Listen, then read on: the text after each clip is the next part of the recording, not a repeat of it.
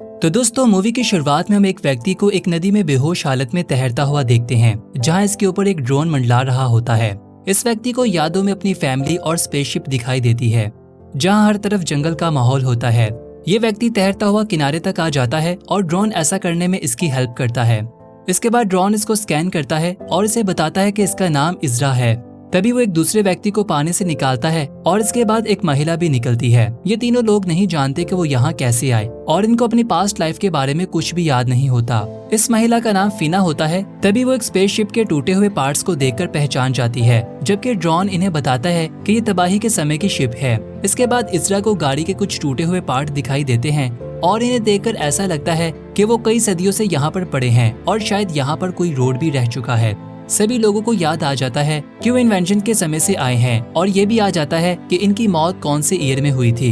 इब्राहिम बताता है कि जब वो मरा तो इसकी उम्र 67 थी, लेकिन फिर भी वो 25 साल का जवान दिखता है। ड्रोन इन्हें बताता है कि इन्हें दोबारा से जीवन दिया गया है और इन सब की यादें डिफरेंट है क्योंकि इनको डिफरेंट टाइम से यहाँ पर लाया गया है। ड्रोन इन्हें बताता है कि 400 साल पहले एलियंस ने जमीन पर हमला किया था, जिसके द्वारा सभी लोग मारे गए थे और मानव जाति को बचाने के लिए पानी में रहने वाले क्रिएचर्स, जिन्हें स्पार्कल्स कहा जाता है, इन्होंने इन्हें संभाल कर रखा और फिर से जिंदा किया और इनका मकसद मानव जाति को फिर से शुरू करना है और इन्हें बचाना है।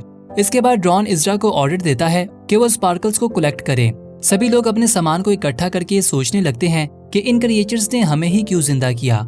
इसके बाद हम देखते हैं कि इन्हें कुछ जड़ी बूटियां दिखाई देती हैं, जिन्हें वो कलेक्ट कर लेते हैं कि शायद वो इनके खाने के काम आए।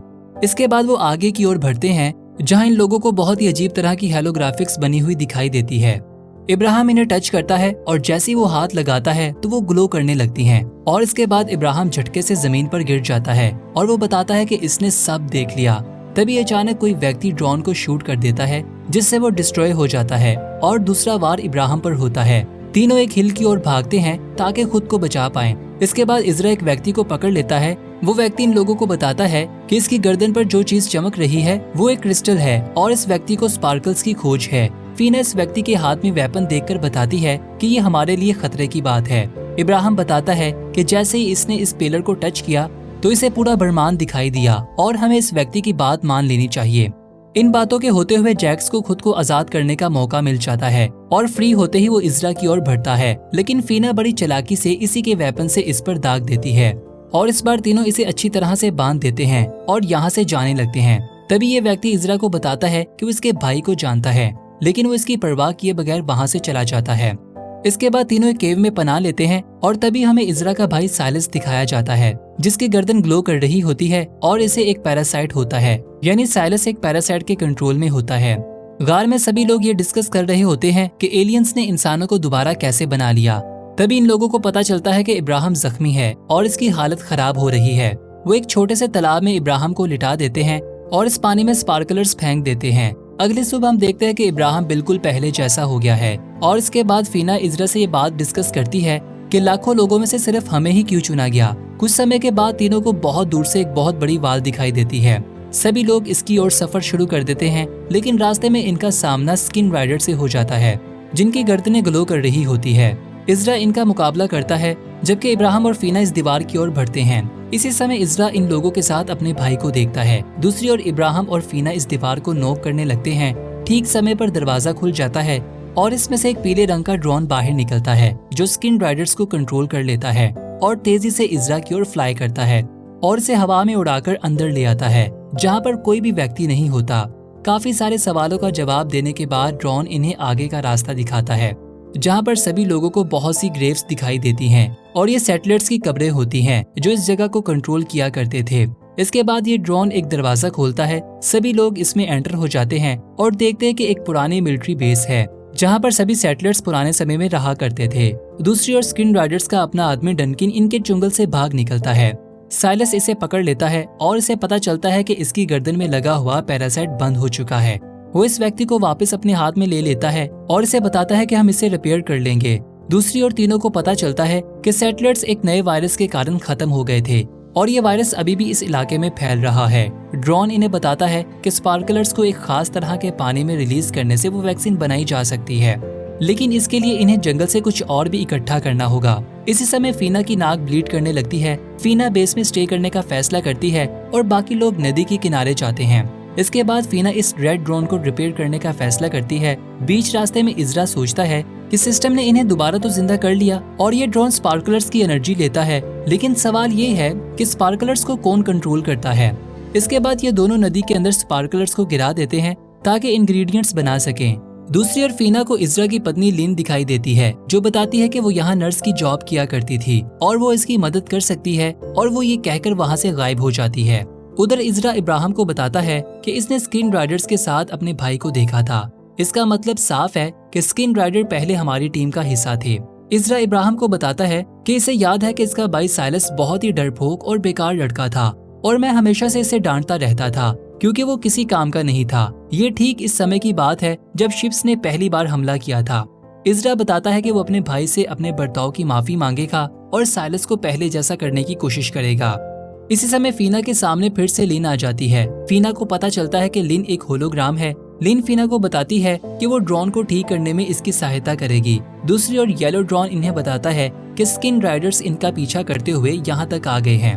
इज़रा इब्राहिम को यहाँ से जाने को कहता है और स्किन राइडर्स का मुकाबला करता है, लेकिन सभी लोग इसका घेराव कर लेते हैं और थोड़े समय बाद इज़रा की आंख खुलती है तो वो खुद को अपने भाई साइलस के साथ देखता है। साइलस इसे बताता है कि इसकी गर्दन में लगा पैरासाइट इन्हें ताकत देता है और सभी लोग एक दूसरे के साथ टेलीपैथिकली जुड़े रहते हैं। स्किन राइडर बनने से वो काफी ताकतवर हो गया है और अपनी टीम का लीडर बन गया है, जबकि पहले इसकी जिंदगी बहुत ही बेकार थी। इसके बाद साइलस की आंख लग जाती है और मौका पाते ही इज़रा वहाँ से निकलने की कोशिश करता है और वो वहाँ से भाग निकलता है और इसे जंगल में इब्राहिम भी मिल जाता है। इज़रा इसे बताता है कि वो अपने भाई को बचाना चाहता है।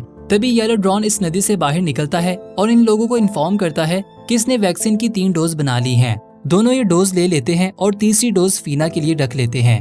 जैसे ही वो वहाँ से जाते हैं तो इन्हें पता चलता है कि फीना की हालत काफी खराब हो गई है और इसके कान से काफी खून बह रहा है। लिन का होलोग्राम रेड ड्रोन से कहता है कि वो फीना के लिए किसी ऐसे व्यक्ति का होलोग्राम बनाए जो इसके सबसे करीब है। तो रेड ड्रोन डनकिन की परछाई बना देता है। वो परछाई फीना से बात करके इसे शांत कर देती है। इसके बाद हम देखते हैं कि फीना की आंख खुलती है और वो पहले से बेहतर दिखाई देती है और रिकवर होने लगी है क्योंकि इसे वैक्सीन का डोज दे दिया गया होता है। इसके बाद अगले दिन इब्राहिम को एक ऐसा डोर मिलता है जिसे बंद किया गया होता है और इसमें से एक रोशनी दिखाई दे रही होती है। इब्राहिम को इस डोर में से एक पिलर दिखाई देता है जो ग्लो कर रहा होता है। इसी समय साइलस डनकिन को बताता है कि इसे स्किन राइडर्स की तरह एक दूसरे के साथ जुड़े रहना होगा, नहीं तो इसके साथ बहुत बुरा होगा। दूसरी ओर बेस में इब्राहिम हायरोग्लिप्स को रीड करने लगता है, जिस पर हायरोग्लिप्स इन्हें हथियार लाने को कहता है, जिसके बदले में वो और भी लोगों को जिंदा करेगा। इज़रा इस वेपन को लेने के लिए जंगल में चला जाता है ताकि इस हथियार के बदले बाकी लोगों को भी जिंदा किया जा सके। साइलस डनकिन को जंगल में ले आता है जहां जैक्स के साथ इसका मुकाबला करवाया जाता है, लेकिन हैरानगी की बात ये होती है कि डनकिन जैक्स को हरा देता है। साइलस बताता है कि इसकी थ्योरी सही साबित हो गई है क्योंकि इसे लगता है कि इंसान स्किन राइडर से ज्यादा तेज है, जिसका मतलब ये होता है कि चाहे जो कुछ भी हो जाए लड़ाई में हमेशा इंसान ही जीतेंगे। साइलस खुद को इंसानों से ज्यादा ताकतवर बनाने के लिए एक प्लान बनाता है जिसमें वो एक नई सर्जरी करेगा, लेकिन इसके लिए इसे एक ड्रोन और एक टेस्ट सब्जेक्ट की जरूरत पड़ेगी, जिसके बाद वो इंसानों से ज्यादा पावरफुल बन जाएगा। इसी समय येलो ड्रोन इज़रा को इस जगह पर ले आता है जहाँ पर वो वेपन दफन होता है। इज़रा वेपन को निकालने लगता है, लेकिन स्किन राइडर्स को इसके बारे में पता चल जाता है। दूसरी ओर इब्राहिम को इस पिलर पर बने निशानों को रीड करना आ जाता है, लेकिन वो किस बात की तरफ इशारा कर रहे हैं ये समझना थोड़ा मुश्किल होता है क्योंकि इनके लिए ये बहुत ही पुरानी लैंग्वेज होती है। दूसरी ओर जंगल में जैसे ही इज़रा को वो वेपन मिलता है तभी स्किन राइडर्स वहाँ पर आ जाते हैं और इससे वेपन को छीन लेते हैं, लेकिन हैरानगी की बात ये होती है कि वो वेपन एक्टिवेट हो जाता है और स्किन राइडर्स की जान ले लेता है। मौका पाते ही इज़रा इस वेपन को वहाँ से लेकर भाग निकलता है और दूसरी ओर फीना रेड ड्रोन से कहती है कि वो डनकिन को फिर से पहले जैसा बना दे, यानी वो अपने बॉयफ्रेंड को वापस पाना चाहती है। फिर हम देखते हैं कि इज़रा इस वेपन को बेस तक ले आता है, लेकिन सभी लोग वेपन देने से पहले ये जानना चाहते हैं कि इन ड्रोन्स को आखिर कौन ऑपरेट कर रहा है, क्योंकि इन्हें लगता है कि इन्हें वेपन दे देने से बहुत सी मासूम जाने जा सकती हैं। ड्रोन इज़रा से वादा करता है कि इसकी सारी फैमिली को दोबारा से जिंदा कर देगा, लेकिन इसके लिए शर्त ये है कि इन लोगों को हर बात मानना पड़ेगी। इज़रा के पास इसके अलावा कोई और चॉइस नहीं होती, इसलिए वो इसका ऑर्डर मान लेता है। इसके बाद रात के समय हम देखते हैं कि फीना इस ऑब्लिस्क के सामने बैठी होती है। इज़रा फीना से बात करता है और वो दोनों ही अपने खोए हुए परिवार को वापस पाने की इच्छा रखते हैं और वो ये बात भी नोटिस करते हैं कि वेपन भी एक्टिवेट हो चुका है और ग्लो भी करने लगा है। कुछ समय के बाद इस पिलर पर फिर से नई इंस्ट्रक्शन सामने आने लगती हैं, जिसे पढ़कर इब्राहिम बताता है कि इन नदी के पास जाकर दोबारा जिंदा किए गए नए लोगों को कलेक्ट करना है।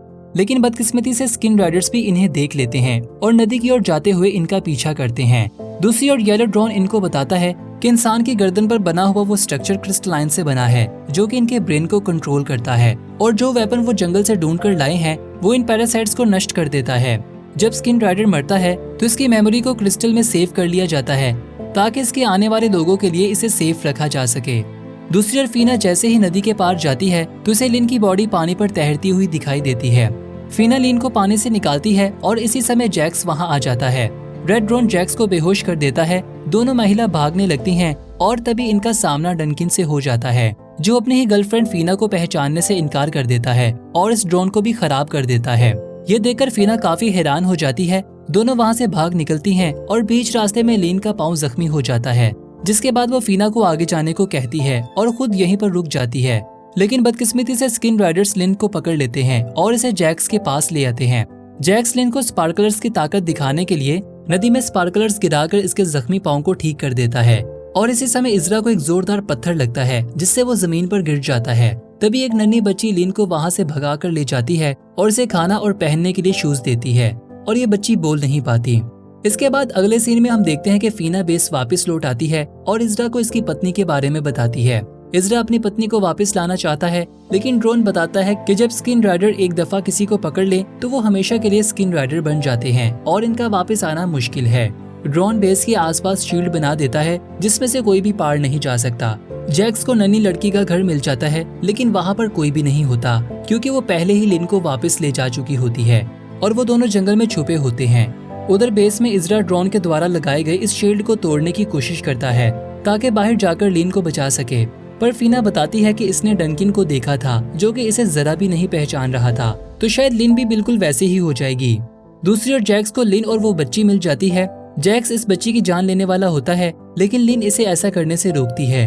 दूसरी ओर साइलस स्किन राइडर्स की गर्दन से इस क्रिस्टल को निकाल देता है जो खराब हो चुका था और इसे इन सिस्टर्स के हवाले करने को कहता है और इसके बाद लिन को इसके पास लाने को कहता है।